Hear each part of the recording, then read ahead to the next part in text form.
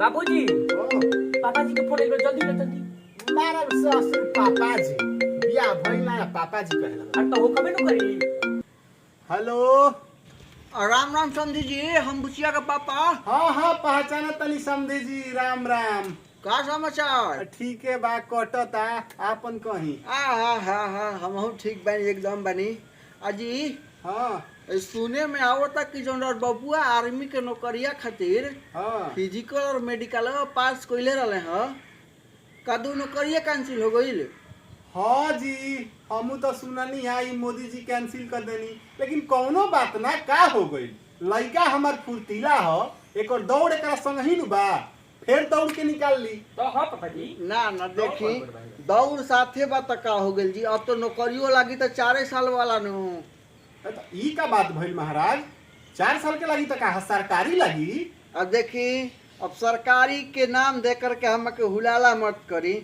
अब बात तो 17 साल वाला नौकरी के भई रहला रे, टूटल रहल हनु लड़का के ना हो क्या पापा जी साल के बाद ना देखी रेट वाली बात तो मत बतियाई, पैसा तो उहे होई जोन टूटर है। हां ना देखी तो अन्याय बन जी। अब रे 17 साल के नौकरी कह के दहेज लेहनी, अब 4 साल के नौकरी हो गई, तब ओकरा में कुछ रवा करब ना।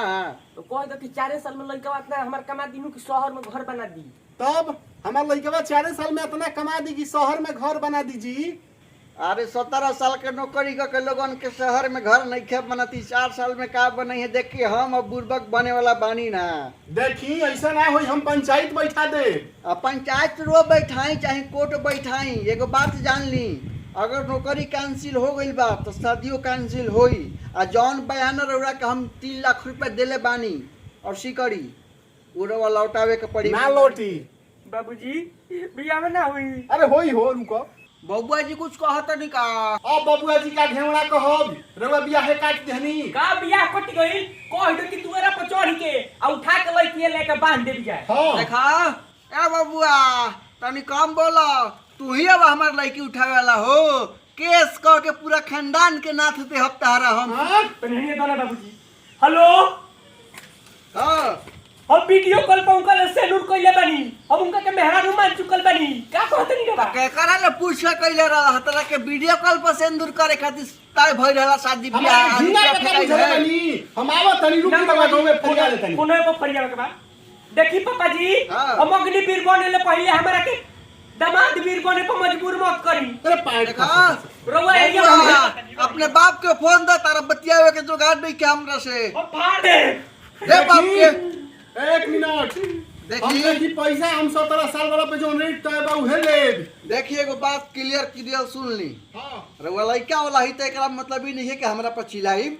बात भई रहे कि और लइका आर्मी के नौकरी करी है 17 साल वाला, तौना के हिसाब से उनका रेट टूटल रहे और हम 12 लाख रुपया पर रेट फिक्स कैले रही। अब और लइका के नौकरी चल गई आ कहत नहीं कि 4 साल के नौकरी लागी उनकर। का गारंटी बा कि 4 साल के लागी जाई? हां ये दिन फोन आवा काजी हमरा दौड़ा पर संदेह करतनी का? ए फिर जाओ पर निक लोग हम फाड़ देबे नी। फोन दा अपना बाप के फोन दा।